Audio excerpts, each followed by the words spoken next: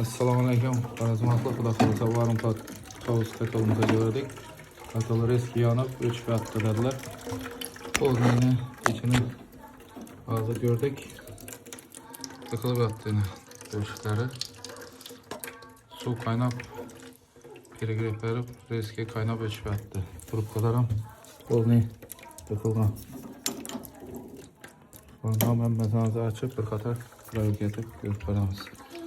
Ekranda telefonlarımızdan kaldıramiz. Xizmat bo'lsa murojaat etaverasizlar. Assalomu alaykum, Xorazm xalqi.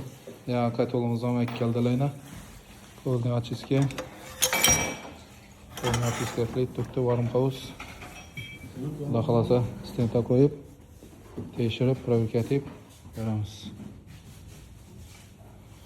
Shuni xizmatlar bo'lsa, ekranda telefon nomerlarini qoldiramiz murojaat uchun. Mana bolalar startda. Bu yerda plata ishlaridan taxlimiz. Bo'ldi. Servis xizmati murojaat etaverasizlar.